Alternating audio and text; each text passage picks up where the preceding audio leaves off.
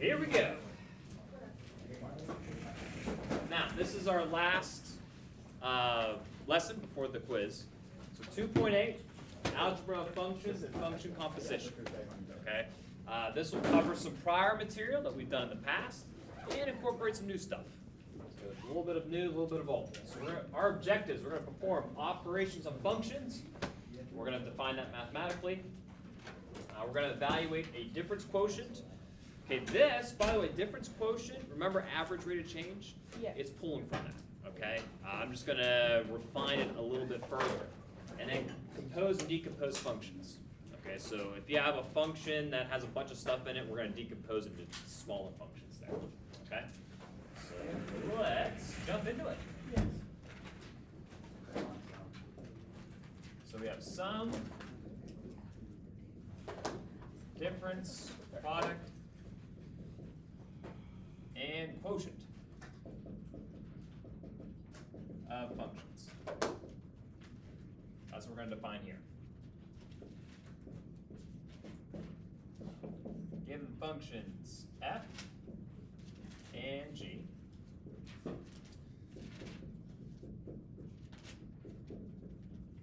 functions f plus g, f minus g, f times g, and f divided by g are defined by the following.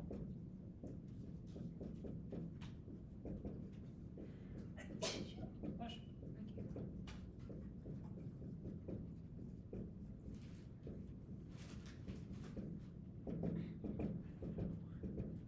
Okay. So we're going to go ahead and define the four operations when it comes to just functions. Okay? And domains we'll talk about a little bit after this. So when you see something like this, where they're adding two functions together and they have the x on the outside, that's the same thing as me writing f of x plus g of x. I'm just condensing it.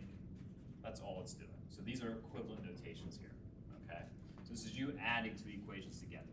Same thing for this guy. It's the same thing as me writing f of x minus g of x. Okay, just subtracted two equations. Next, multiplication, it's like me writing f of x times g of x. And then the last one, division, it's like f of x divided by g of x. Okay? But there's a little detail with this one. Provided, this is important, that g of x is not 0. Okay? Because if it is, well, that's undefined, right? So that's one thing we're going to be seeing when it comes to domains. How does that restrict it? Okay. So let's try an example out.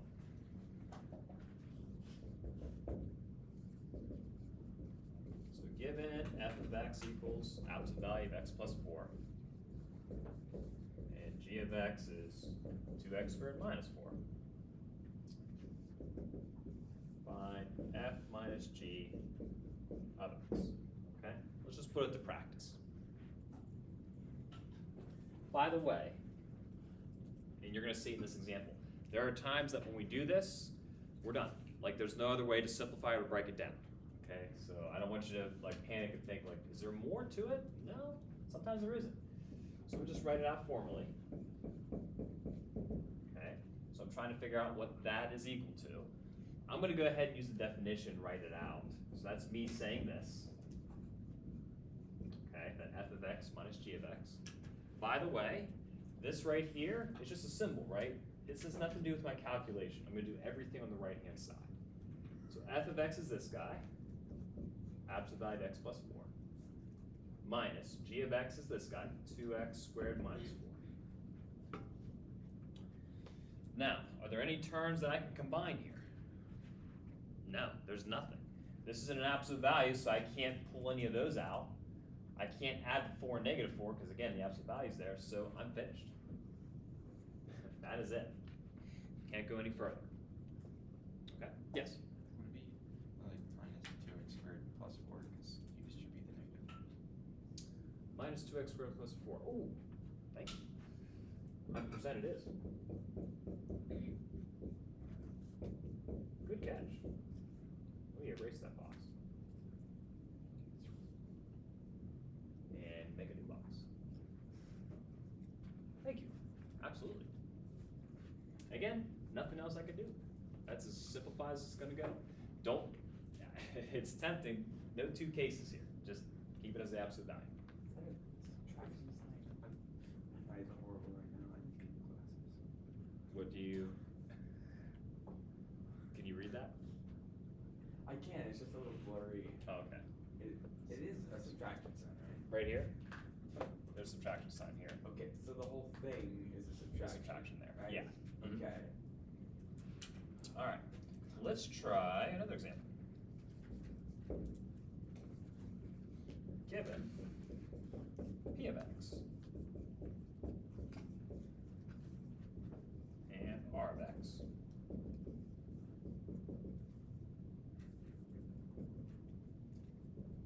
Determine function value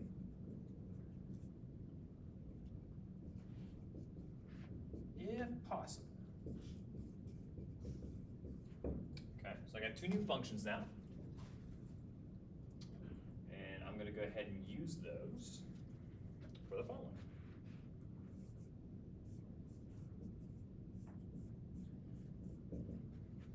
I might, yeah, I should be able to fit this.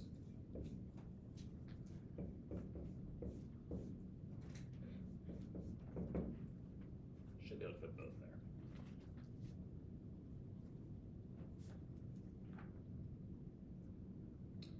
Okay, now, again, I'm gonna write things fully out. Do you have to do that every time? No.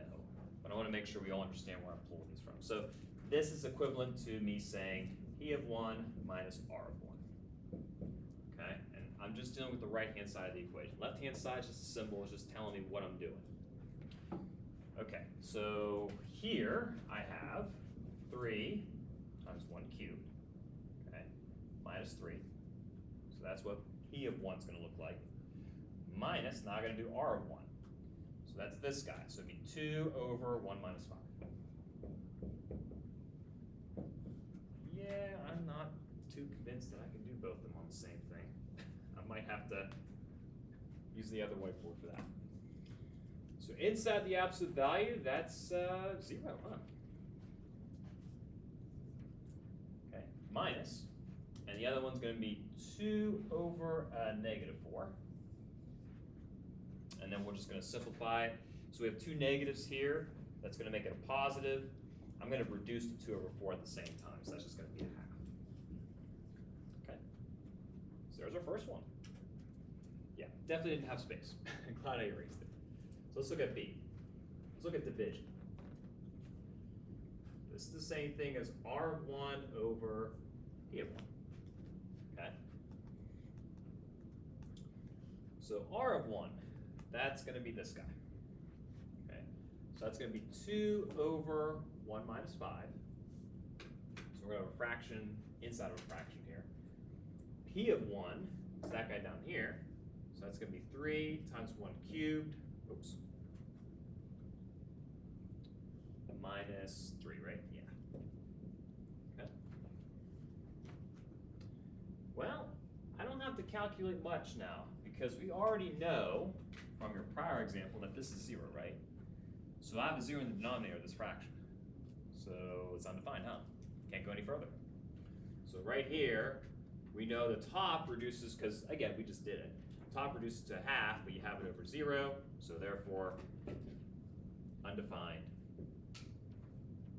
at, is these x's? Yeah, at x equals 1. Doesn't work. Therefore, if I were talking about domains, well, I'd restrict it a little bit, right? Okay? So let's talk about restricting domains for a moment. So looking at this problem here, okay, we already have a restriction, you can't put 1 in. On the very top, this was an x to begin with. One of the numbers I don't want to have here would be a 5, right? Because that makes it a 0. So my domain for this guy would be everything except the 1 and the 5. Does that make sense? So when you're combining functions, you're gonna have to start looking at every specific function and figure out how is your domain changing each and every time, okay? So let's try an example looking at something like that.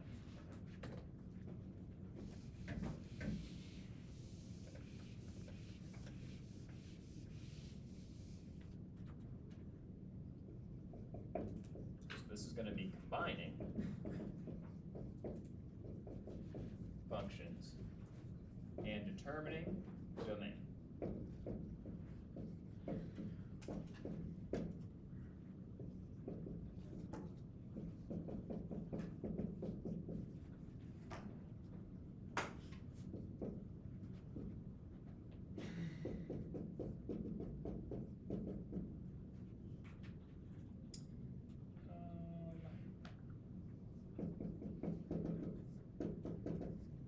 There we go.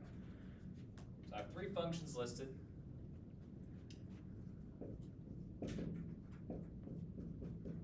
So here's the first one we're going to find, and here's the next one we're going to find. Okay. Now notice, I left x in there. So I'm not plugging a specific value.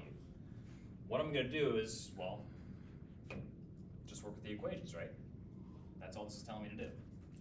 So this is going to equal f of x times g of x. Just using the rule that we defined at the very first section of this. So f of x is a half of an x times g of x, which is the square root of x minus 2. Okay, well, wait. Okay. Yeah, no, we're good. Again, going back and forth between paper and that, I'm kind of getting the gist of it, but I'm still, Alrighty. So now this guy here, I got to restrict the domain a little bit, right? What am I not allowed to have under the square root? 2. Okay, can't have a 2, right? Okay. Well, 2 actually would be still good. Let me take that back, because that would be 0, right? Can you take the square root of 0? That's okay. I don't want a negative underneath it, right? So here's what I can do. I know I want underneath there to be what? Greater than or equal to 0? Does that make sense? So if I add the 2, as long as my domain is what? Greater than or equal to 2? This is a good function. Okay with that? Okay, so my domain, okay, would be 2, and actually, let me put a bracket there. I'm allowed to include 2, all the way to positive infinity. So if we multiply the functions together, we get that as a result, because I can't really combine them anymore. And the domain has to satisfy this one. So 2 and above. Now let's look at part B. Okay, so g divided by h of x. So that's like me writing this. So with a fraction, we know we're going to have restrictions to begin with because we don't want the bottom to be 0. So g of x is the square root of x minus 2. H of x is x squared minus 1. Now, I can't simplify that any further, so we're going to leave it like that. Okay. Now let's talk about domain. Okay. Now the good news is we already talked about the numerator's domain. We already know what we want. Because again, the numerator can't be, it can be 0, but it can't be negative. So we're going to have to take this in consideration. The denominator, what x values would make that 0? 1. And -1. negative 1. Does that make sense? But if you didn't know that, you could just set it equal to 0 to figure it out, right? Add the 1 over, and then take the square root. Okay, so you get plus or minus 1. Okay, now, here's the deal. So it can't be a 1, can't be a negative 1, and it has to be what? Greater than 2? So can you see how some of these domains collide a little bit? If I say my domain's greater than 2, does that take care of this already? Yeah, right, because it can't be 1 if I use that inequality, and it can't be negative 1. So instead of me listing this, it's kind of redundant if I do that, I'm just going to list this as my domain. So my domain for this guy, okay, is just going to be, 2 and infinity. Okay, it's ironic that they're both the same, but I wanted to give you an example that showed that even though these are restricted in the domain, this takes care of it. I don't have to list it separate. All right. Any questions? All right, guys are going. Let's continue. So let's talk about the second objective, difference quotient.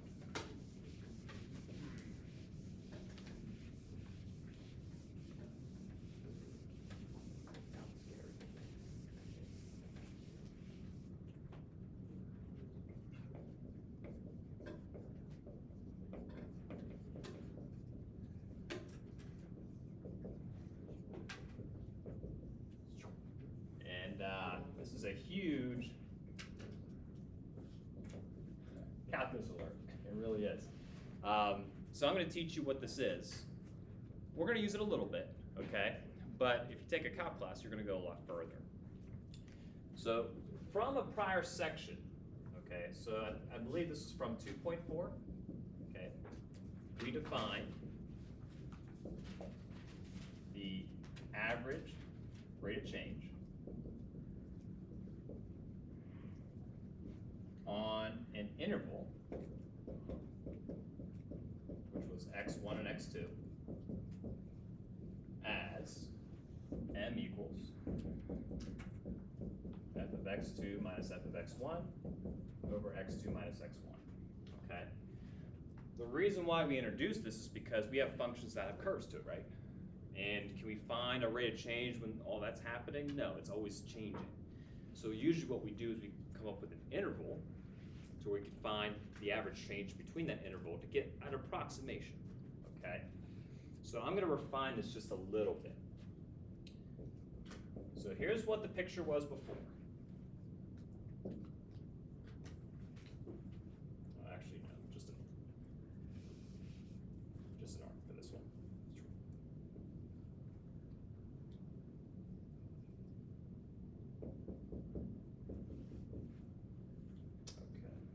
so this point here is x1, f of x1.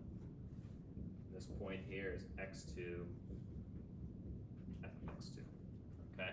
So this was our average rate of change picture. This is what we had. Now, again, I'm gonna tweak this just a little bit, okay? So I'm gonna put this over here on this board so we can compare.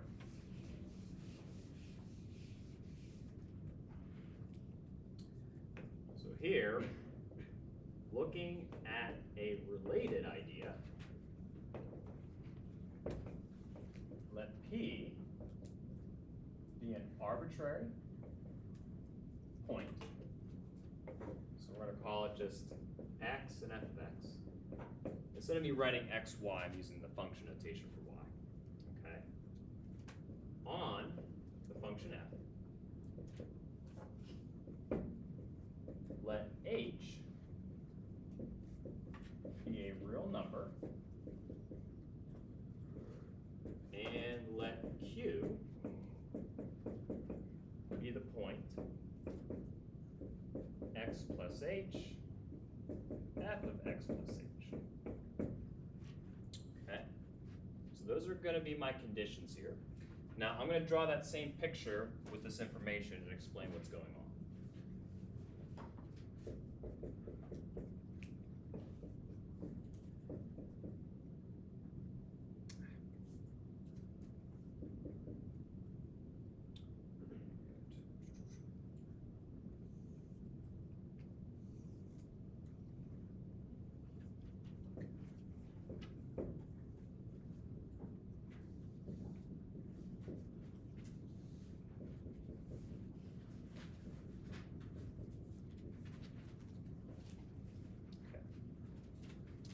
So what did I change here, okay, by looking at this? So what I did was this. Instead of me putting like an x1 and x2 here, I'm letting x be any arbitrary points. So instead of me specifically saying x1, like this is what we're looking at, I'm just saying any point we like. Now, the second point is going to have some distance between it, right? There's some space in between these 2 points. And we're going to call that h. Okay, so that's the difference between these 2 x coordinates. It's by some difference of h. So this point on the graph is going to be x and f of x, or x and y. This point on the graph would be our x plus the difference, and then we plug that into the function to get our y coordinate for that guy there. Now, this is a secant line, right? Remember how secant lines are crossing at 2 spots. Okay. So now what I'm doing here is this. I'm kind of making this more specific. I'm now talking about the difference between these 2 x coordinates, and that difference is going to be my h value there. Okay? All right. So now, let me change my formula up there. So the slope of this secant line is going to look like that, but just with these new symbols. So it's going to be f of x plus h minus f of x. On the bottom, it's going to be x plus h minus x. Okay? So again, I just took these guys here and plug them into my slope formula. Now, one of the things you're going to notice is in the denominator, I can cancel out the two x's. So now the slope of this secant line is f of x plus h minus f of x over h. Okay? So again, it's still the same formula, but I changed what the x's are. I want any x point whatsoever, okay? Minus the actual equation itself over the change of the x's, which is h. That's what this is. So this change is going to be h, okay? So we call this the difference quotient. Now, what we're going to do is do an example with this, and then I'm going to come back to the graph and see if we can't make some comparisons here of what's actually happening. Okay, so I'm going to leave these two up here because that's going to be important. So let's do an example of it over here using that. And then we're going to go back to that graph and analyze it a little more. So given f of x equals 3x squared plus 2x plus 1, find f of x plus h. Okay, that's the first thing we're going to do. So that means I'm going to plug this in for x. Okay, so f of x plus h equals 3, okay, times the quantity of x plus h squared plus 2 x plus h plus 1. Okay. So let's simplify the right-hand side. So this becomes 3 times, so it's going to be this guy squared, multiply these together and double it, and then square the last one. Again, I'm just doing a shortcut method, right? Could you expand this out and multiply using FOIL? Yes. I'm just saving us a little time. Multiply 2 to the other guys, so plus 2x plus 2h plus 1.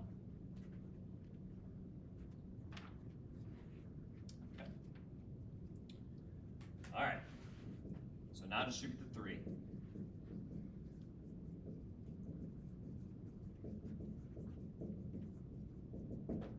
It's a lot there, isn't there? 3x squared, bless you.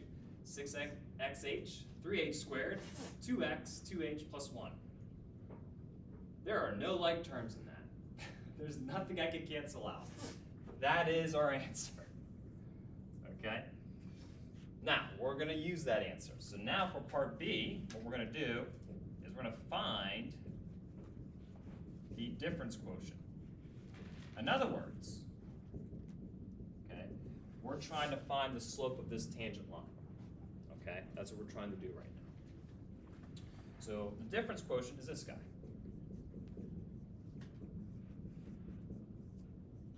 Okay.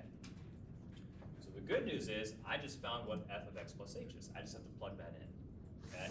So that's why we kind of broke it up first. I figured, you know, let's find this and then we'll plug it into here along with everything else and simplify. And it does simplify nicely. Despite seeing a string of values like this, it will clean up. So what I'm going to do is take my answer to this guy, plug it into here. Okay, so let me just rewrite this.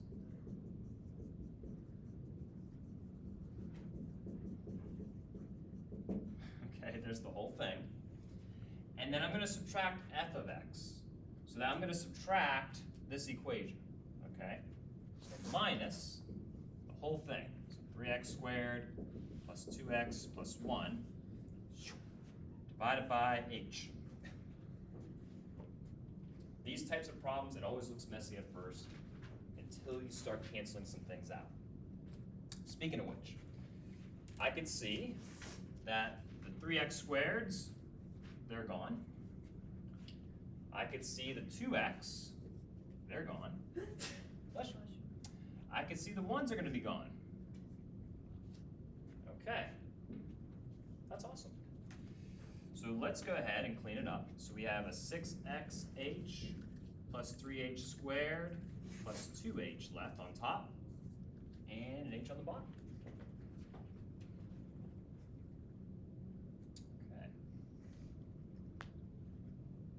All right. So far, so good? Alrighty. Now, what can we cancel left? Well, notice how every term in the numerator has an h, right?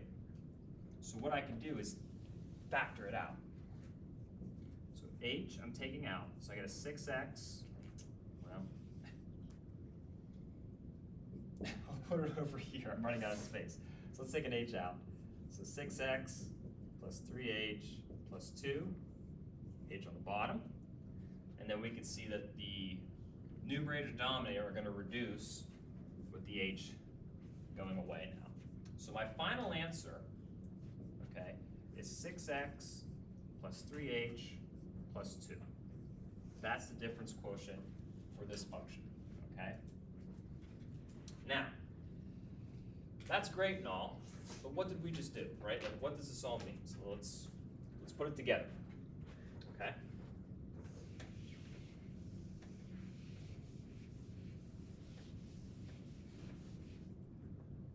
So let me just draw another graph.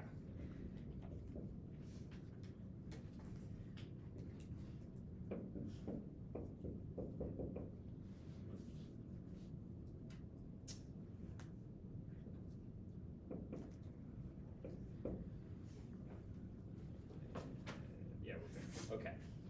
So here's what you would do in calculus, okay?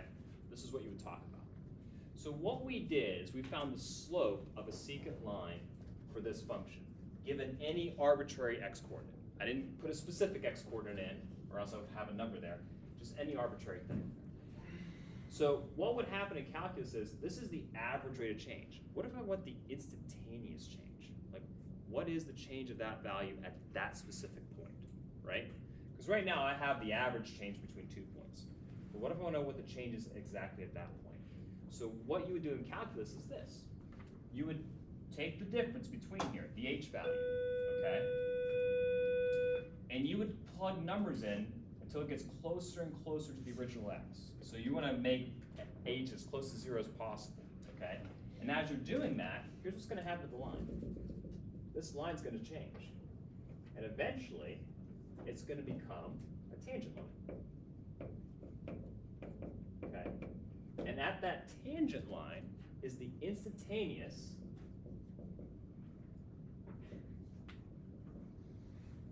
rate of change instead of an average. Okay? So in calculus, that's what you would analyze. You say, okay, hey, I just found it. Okay? But what if I want to figure out exactly what's happening at that point? Well, then you would take h, you get it closer to 0 to see what that is.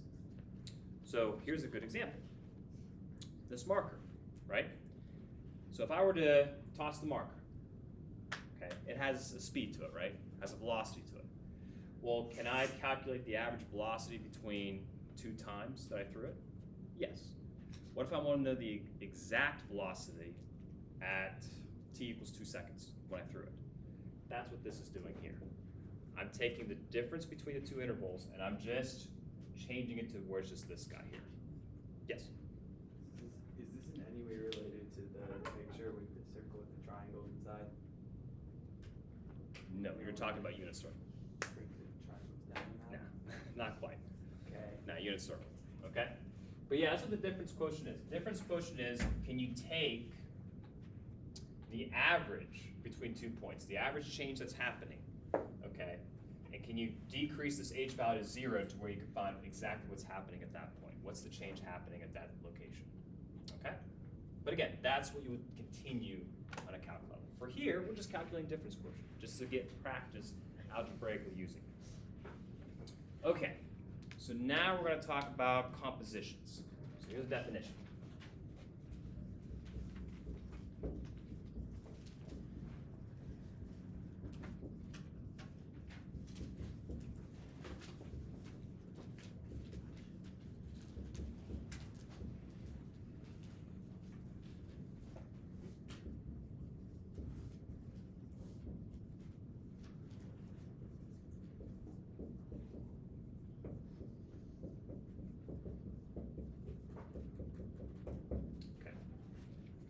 Composition of f and g is denoted by f little o of g. It's not fog. Don't say the word fog. Okay? And how we write this is defined like this guy here. So f of g of x is equal to this guy. So these are equivalent writings for both of those functions there. Okay? Now, the domain of f of g is the set of all real numbers x in the domain of g such that g of x is in the domain of f. Okay? Let me draw a picture with that to explain what that's talking about.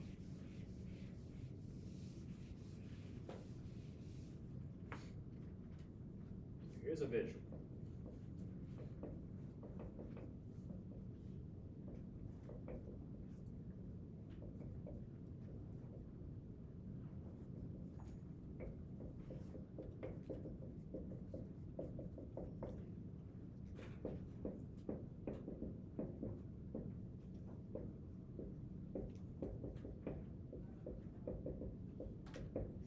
Okay. So here's what it's talking about with domain.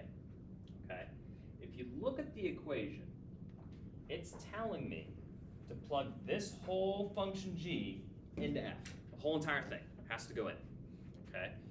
So looking at the visual here, you're going to have some x value going into g, then you're going to get an output. Then whatever this output is, okay, so I'll put it under here, okay, it goes into function f, and then that's going to be the output for the entire composition. Okay? So again, you have your x value, you plug into g, you get an output. Whatever that output is, you plug it into f now, and that gets you the output for the whole composition. Okay? That's what compositions are. So let's just practice a little bit with it, talk about domains, and then we'll throw in like a little application just so you can see like why do we use this. Because we do this instinctively without realizing that we're doing this when it comes to mathematics. So here's an example.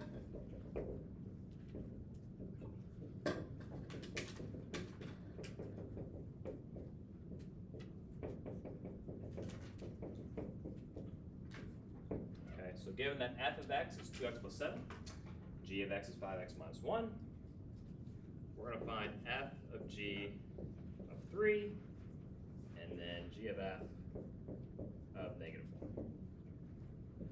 Okay, we're going to find both of those.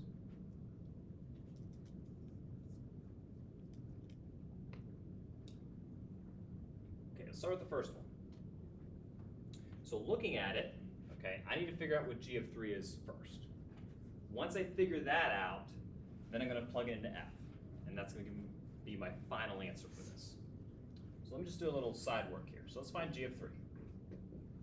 So g's over here. So if I plug 3 into here, that's 5 times 3, that's 15. Minus 1 is 14. Okay, so I figured out what g of 3 is.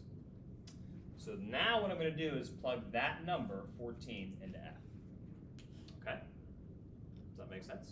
So let's go ahead and do that. So this is now going to be, let me go ahead and write the full thing out. Okay, so f of g of 3 is equal to f of 14 now. So now we're going to plug 14 into here and simplify. So that's going to be 2 times 14 plus 7. And we get that guy to be absolute value of 35, which is 35. Okay? Questions? So now let's try this one. Now remember, this isn't anything different. I just wrote it slightly different because of, well, the different notations we can use. So over here, this is the same thing as me writing g of f of negative 1. Okay? Now, again, I have to figure out what f of negative 1 is first. So let me just do a side little math doodle over here. So negative 1, I'm going to plug into this guy.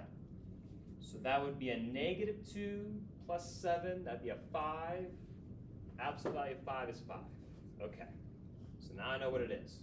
So coming back up here, g of f of -1 is equal to g of 5. Okay, so all I did is just swap them out. So now I'm going to plug 5 into g, so I plug it into here. So that's going to be 5 times 5 minus 1, and that gives me a 24.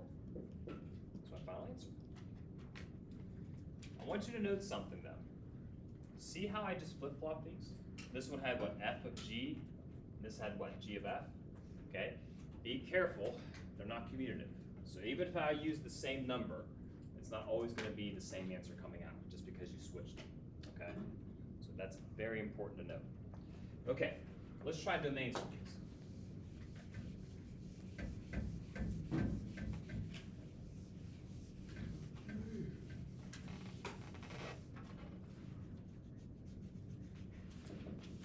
So given f of x is x squared minus 1, and g of x is 1 over 2x plus 4.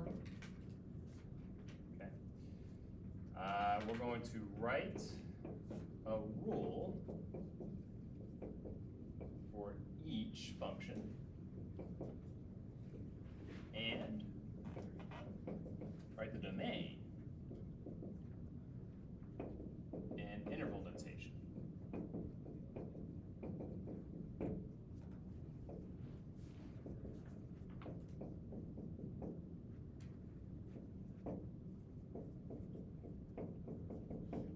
So now what I'm going to do is, instead of plugging a number in, that's what we did in that example, I'm plugging a function into another function. Okay? So we definitely want to take our time in figuring out what that means. So for the first part, I'm going to write it over here just to give me some space. So this is equal to f of g of x. Okay, that's what it's equivalent to. This is telling me to take the entire function, g of x, and put it into f, the whole thing.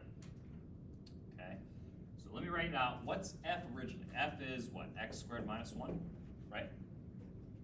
Okay, so now, they're all, use green, okay. So I'm gonna take x out and put this whole function in its place. Okay, that's what it wants me to do. So that's the 1 over 2x plus 4. So 1 over 2x plus 4 squared minus 1. Okay? So this is going to reduce to 1 over. This would be 4x squared. Okay. Well, should we? Well, let me just put it off to the side. Okay, so I'm squaring this guy, right? The bottom one. So remember what that means. Right, multiplying by itself twice, okay? So down here, when I reduce it, I would get 4x squared, okay? Combine it and give me 8x, which would be 16x, and then plus 16, okay? And then we have the minus 1 on the outside there. Alrighty. Any questions on that, on what I did? So far, so good? Okay. So now let's look at domain. Okay.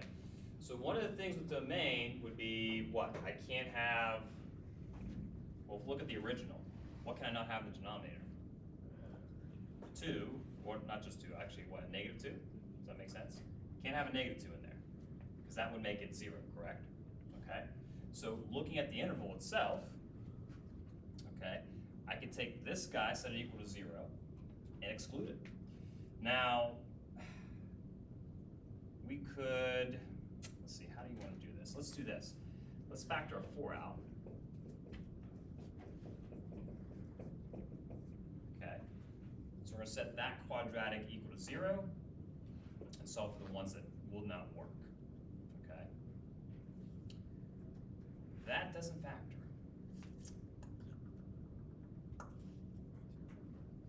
Or does it do? It does factor, doesn't it? 2 and 2, huh? 2 and 2? Yeah. My brain just doesn't want to work today. It's Friday. Okay. So setting that equal to 0, it's just going to be -2. So you see how it still kind of matches up here? So even if you didn't catch it at the beginning, okay, you can still set this equal to 0 and still conclude that you can't have -2 in your domain. So let's write this out. So domain would be anything from -infinity up to -2, but you don't want to include it. Union with anything from -2 to positive infinity. And there we go. So now let's look at g of f of x. We're flipping them now. So this is going to be this guy. So now I'm going to plug this into here for x. So g of x looks like this. Get my colors going here. So this right here I'm going to swap out. I'm going to put the entire f of x in its place. Okay. So that's going to be this guy. So this is 1 over 2 times x squared minus 1 plus 4. Okay.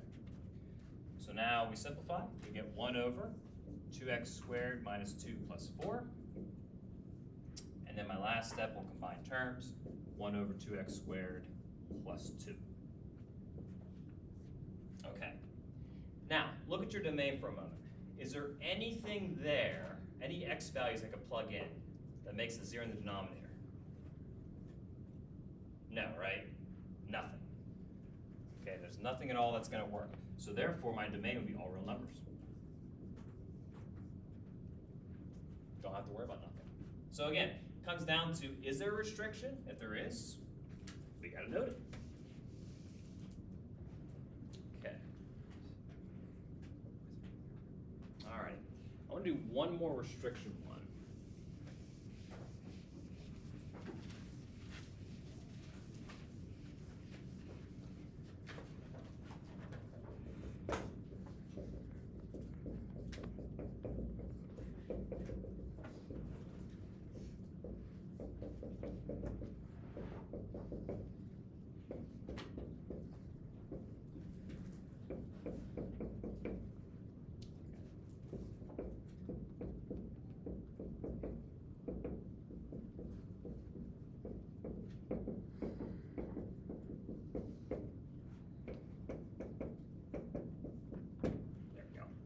So we're going to have r of x equals 2 over x minus 5, and m of x, man, I can't talk either, equals the square root of 2x minus 1.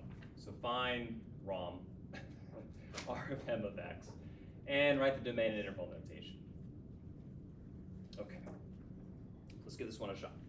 So underneath here, r of m of x is the same thing as me writing it like this. Okay, they're equivalent to each other. So I'm going to take m of x, which is this guy, and plug it in for x into the r function. So I'm going to write the r function first so we can see that substitution. So that's what it is originally, but now I'm going to just I don't know, take x out, the square root in its place, right? So 2 over square root 2x minus 1 minus 5. Can I simplify it any further? No, not really. That's it. As far as we're going to go with it. Now we got to figure domain stuff out. Okay? So let's talk about that for a moment. We have 2 parts to consider. So under the square root, I don't want a negative, right? That's something I got to exclude out of the domain. So let's put a little side note here. So that has to be positive. It could be 0, that's fine, that's not going to do anything, but it has to be positive. So solving that, we get 2x greater than or equal to 1. Divide by 2, we get x has to be greater than or equal to a half. Okay, that's one thing we got to know. Now the second thing is, what number could this simplify to that when subtracted by 5 gives me 0? 5. So now I got to think, when is this equal to 5? Does that make sense? So I got to get rid of that. So let's go ahead and figure that out next. So square root of 2x minus 1, when is that equal to 5? Okay, so we'd square both sides. So 2x minus 1 equals to 25. Okay, we add 1, divide by 2. Okay, So when x is 13, well, that's a 5, and subtracting 5 gives me 0, so no good. So let's try and incorporate those two restrictions in our domain. So domain, okay, so I want anything bigger than a half, including it. So we'll put up here the bracket, okay, all the way up to 13. Alrighty, not including it because again, that gives me the square root of 25, which gives me 5 and gives me 0. Union with 13 and anything after it. So please make sure when you're doing compositions, think of everything that's happening here, because that will affect some things. All right.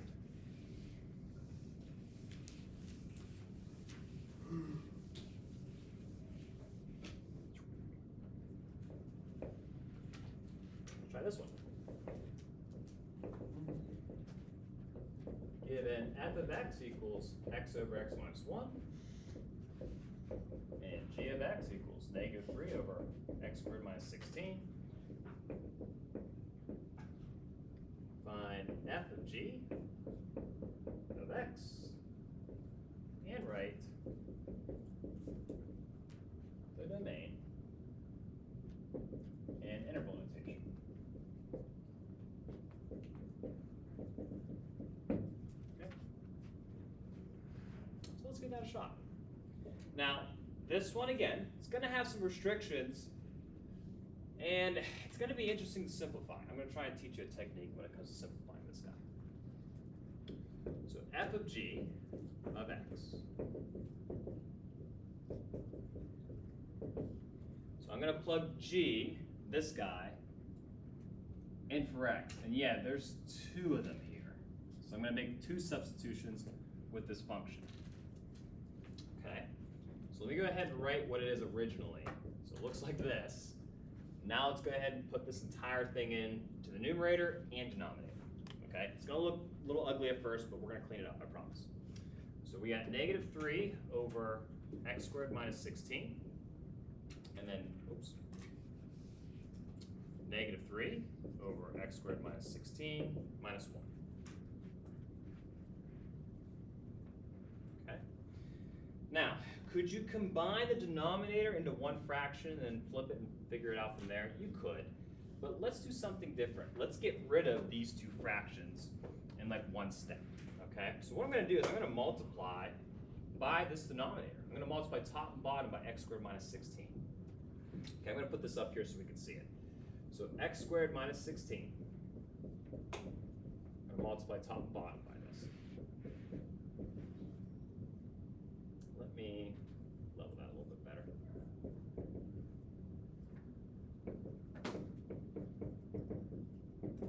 Okay. So that's going to help us to get rid of these 2 fractions here. So what's that give me? So the numerator, we can see that these are going to cancel out. They're going to reduce. So just left with the negative 3 on top. Denominator, these are going to go away. So I'm left with a negative 3 on the bottom.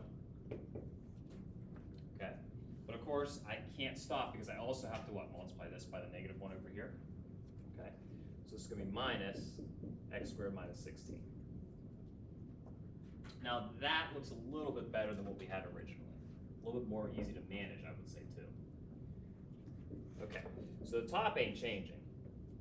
Okay, the bottom though, let's see, negative 3 minus an x squared. And then this would be what? Minus, so plus 16.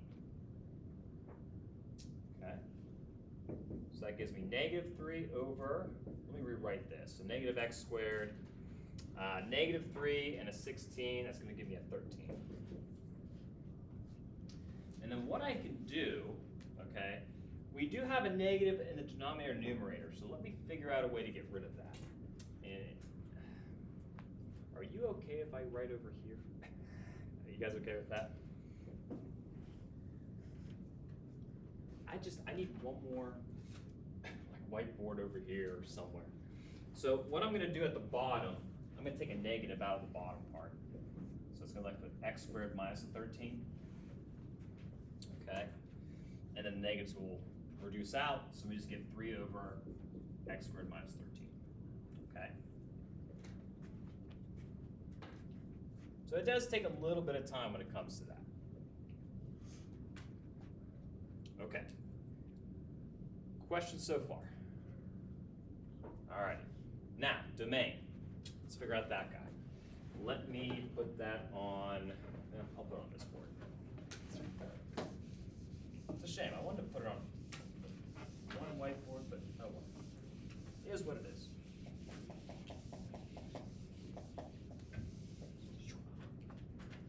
Okay. So, domain. Okay. There's a lot going on in that picture. Look at the very beginning for a moment. Okay. So right here, what are two numbers that would not work for this function? There's two numbers that wouldn't work. 4 and negative 4, right? Okay, so we have to include that in my domain already. Well, not include, exclude. Okay. Now let's look at what we have originally. What would make this 0? What's that? Oh, square root of 13. Yeah, square root of 13, right?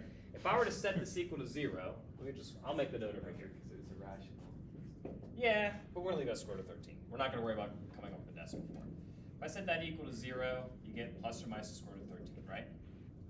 Okay, so this, no bueno, this, no good, and this, no good, okay? So at the very beginning of the function, we already know, before we even simplify, because you can't tell that 4 and negative 4 couldn't go in here anyway. But figure out where it came up from originally. It came from this guy, so I can't include it into that. All right, so here's what I would do. Let's just draw a number line to help us organize this. So looking at this, can't be a negative 4, can't be negative square root of 13, can't be a positive square root of 13, and can't be a positive 4. Okay? So going by this, it's negative infinity to negative 4, but not including it.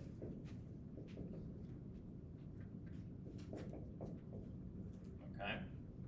Then it's going to be in between these two, but not including them.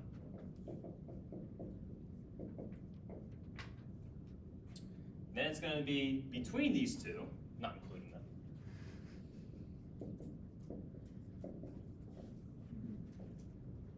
Then it's going to be between these two, again, not including them. And then we have everything beyond it, right? So 4 and beyond, not including 4.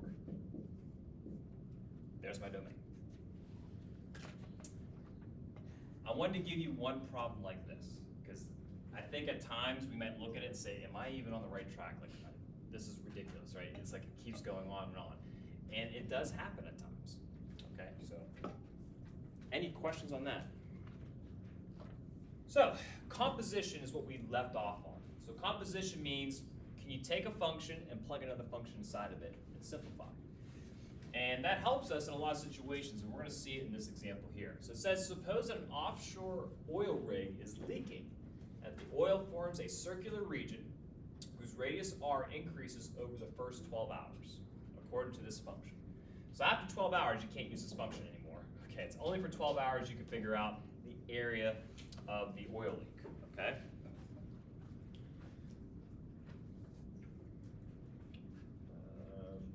There it is. I think it's green this time. So we have r equals f of t, t divided by 2t plus 4. So t is time. Okay, you tell me the time, I can tell you exactly what the area looks like. T equals 0 corresponds to the instant the leak begins. Okay, so if you plug 0 in there, you can see that you're just going to get 0. So that's where we have no area at all until oil starts getting into the ocean. So part A just says, using the function notation, and I give you a little thing here. Area of a circle is pi r squared. Can you find A of f of t and interpret the result? So here's the deal, okay? This is going to tell me the radius of the leak. But if I want to know what the area is, I'd have to what? Plug t into here, get my radius, and then what? Plug it into this formula to get my area, right? That's two separate things I have to do. What is a composition going to do in this case? It's going to do both calculations in one equation, okay? So that's the benefit of a composition. So let's do that. Let's find what that formula is going to look like, and then use it to make some calculations. So A of f of t. Okay, so looking at it, that's the same thing as me writing a of f of t. So I'm going to take this whole function and plug it into my area formula. Okay, so my original area formula is pi r squared. But I'm going to go ahead and plug f of t for r. So that's this formula right here. I'm going to go ahead and make that substitution. Okay, so what's that going to look like? I'm going to put it up here because I'm out of space at the bottom. So that's going to be pi times t over 2t over 4 squared. Okay. Now let's go ahead and square that fraction. So the top part says t squared. On the bottom, I'm going to square this binomial. So that's going to be 4t squared. That gives me a 16. Multiply and then double it. Okay, it's going to be 16t. So this is what it's going to look like afterwards.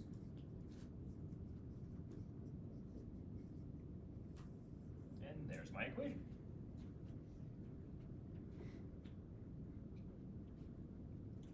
So interpreting this, okay, so what this formula is going to do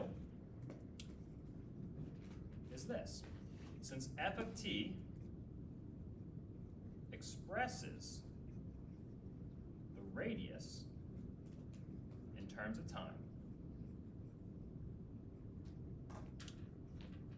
then our result gives the area of the leak in terms of time. So again, instead of me plugging t into here, getting the radius, and then plug into my formula to find the area, I can do all that in one step now, okay? If you give me a time, I can plug it into this function, and it tells you the area of that oil leak at that specific time. Okay? This is just one example of it. Another good example would be finances, okay? If you had a coupon, you know, and you wanted to use a 10% on top of that, you can do a function that represents the coupon, one that represents the percentage off, and put it into one function and do both calculations at once. So it has a lot of good benefits. Efficiency is always key for mathematics. So now what we're going to do is use this guy and plug 6 in and see what it means, okay? So a of f of 16, okay? So it's going to be pi, well not 16, 6 I meant to say, 6 squared over 4 times 6 squared plus 16 times 6 plus 16. Okay, so I just took the formula from A that I created, plugged 6 into it. And if we simplify that, we get 36 pi over 256. And we'll reduce it a little bit, so 4 can go to both of them. So it'll be 9 pi over 64. This will be our area, so in square miles. Okay? So in 6 hours of the oil spill, we have 9 pi over 64 square miles of an area that all that oil is pouring into. So just, I know it's kind of like beat a dead horse, but it's like me plugging 6 into here, getting an answer, and then multiplying it by pi, well squaring it and then multiplying by pi. So I'm doing that all at once. Okay? Questions? Does that make sense? All good with it? Okay, so now it says compute the average rate of change over the interval. So how much is it increasing during when it starts at 0 to 6 hours? Now the good news is we already know what 6 is, we plug that in. So plugging 0 into this function is going to be even easier. So let's try that out. So our average rate of change, okay, is the change of our function over the change in time. I'm just going to abbreviate with symbols. Instead of me writing the subtraction out, I'm using the Greek symbol delta, okay? So, first we plug 6 in. Well, we already know what that is. That's 9 pi over 64, okay? Now we're going to plug 0 into the function. Well, that's this guy. Okay, if I plug 0 into here, I think that whole thing's just going to be 0, right? Because you get 0 in the numerator. So that's just going to be 0 over 6 minus 0. try to use some numbers that were a little bit easier to work with. If it was a 1 to 6, that's okay. Just, okay, plug 1 into here. Simplify it, get an answer, and then on the bottom will be 6 minus 1 instead. Okay, just gotta work with whatever the interval is. Okay, we simplify this, we'll get 3 pi on top and 120 in the bottom, which is 0.07 square miles an hour. Okay, so every hour, the area is increasing by 0.07 square miles. So for those people who are trying to clean it up or trying to stop it, they better get to it. That's not good. All right. Questions on using it? Yes. Why couldn't we use what's it called, difference quotient? That is pretty much difference quotient in a way. Yeah, it is, but like, it's when would you want to use just a standard average rate of change function? When would you want to use difference quotient function? They're one of the same. So here's the deal. The difference quotient, instead of me putting 6 minus 0, we would just put 6 there. Yeah, because Because h is distance just the between 2 change. points. Just the change between the two x values. Yeah, that's all it is. And put it this way, I mean, it would be more symbols to be able to plug that into it and to calculate it. It's still gonna get the same answer though. Yeah. Because remember, the difference quotient is just the slope of that secant line, that's it. And then what you would do, like I said in a calc class, you would talk about what happens when the change gets closer and closer to 0. That will give you the instantaneous change at that specific time of how much is it changing. Because right now this is just an average, right? An interval over 0 to 6, this is how much is increasing there. If I want to know, like in hour 1, you know, how much is it increasing there, or hour 2, hour 3, I could do that by changing that h value to 0 to see what it looks like. Okay, almost done here. So we could reverse the process of composing two functions together into one function. So we can do what's called decomposing. You're breaking it apart, okay, into 2 or more simpler functions. You can go more than 2. You can do 3, 4, depending on how complicated the composition is. We're gonna do 2, all right? We're not gonna do anything too crazy right now. So let's say you had this function, 1 over 2x squared minus 1. And you want to make 2 functions, okay, g and h, such that when you compose them, you get to this guy. So what did you start with? And when you compose it, you get to this answer. So when I'm looking at it, I can already see 2 functions that pop out to me. Okay, so someone see one of the functions. By chance. What's one function that composition's a part of?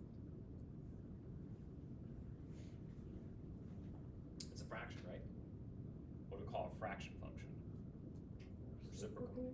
Yep, it's a reciprocal function. So there's a reciprocal function in there. And then we also have a parabola, like a quadratic function, right?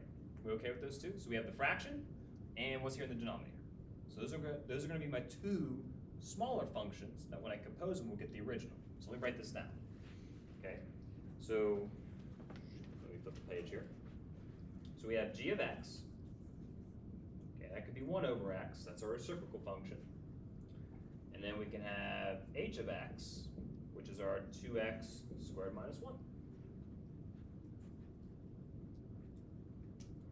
Now we can check our work. Am I okay to erase this up here? Because I'm out of space. Are we good with this? Yeah, okay. Again, I need better whiteboards. More space. So just to check it, let's make sure that when I take the composition, I get to this guy, right? So this is the same thing as me writing the following. Okay, those are equivalent to each other. So this tells me I'm going to take whatever h of x is and plug it into g. So g is originally 1 over x, right? That's what I have here that I wrote. So now I'm going to take x out and put h in there, which is 2x minus 1. And I think I'm good. So those are the 2 functions that we started with. Okay. Now that can help us in the future, especially if we want to think about domains. Okay, what values am I allowed to plug into it? So if you know what the originals are, that can help with it. Okay, last little example here, we have a graph. I wanted to put points on the graph so you can graph it yourself in your notes, but this will also help us to evaluate. So what I'm doing here is I'm taking just basic functions, f and g, and I'm adding, subtracting, and taking the composition of them at certain x values, okay? And again, these points are gonna help us evaluate it a lot quicker. So here we go. So this is the same thing as me writing f of 1 plus g of 1. So in other words, find what g of 1 is, find what f of 1 is, add the results together. Okay? So let's go where 1 is on the x-axis. So in the f function, it's hitting it at 3. Does that make sense? So this would be 3. Okay, so here's 1. Where's it hitting it on the g function? It's hitting it here. So that's going to be at -7. So my answer is going to be a -4. Okay. Questions on that? Make sense? So now let's try subtraction. Same thing. It's going to be me writing it separately. So f of -7 minus g of -7. So let's go where -7 is on the x-axis. So that's right here. Okay. So for the function f, all right, if we take a look, -7 is going to give me a 6, right? But am I allowed to include that? I open dots there, right? So what's that tell me about this whole thing? Can it be done? No. So in this case, it's going to be undefined, okay? And that's because of this guy right here. We have no idea what f of -7 is. There's an open dot there. So when looking at the graphs, open and closed dots, they matter. Okay, the last one, g of f of -3. Okay, that's like me writing this.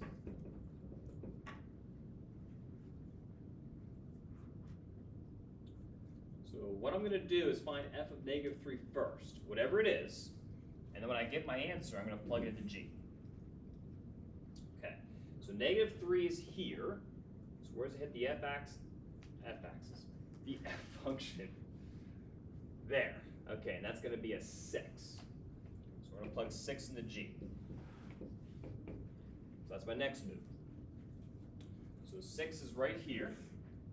Okay. So where's it going to hit the, I'm sorry, maybe I really did shift this out. 6 should be a lot closer to that.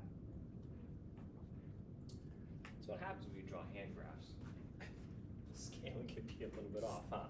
It's still 6 -8, but the way I drew it, let me change that to here. That's a little better. Okay. So 6 on the G graph is going to correspond to -8. So my final answer is -8. When we, by the way, there is a whole section, I think it's chapter 4. We do a bunch of graphing. I'm going to have graph paper for you guys and different things like that. It's going to be a lot more accurate than me just drawing a hand graph because that's going to be a little bit too hard to see some of the changes. Okay, any questions on the last couple examples?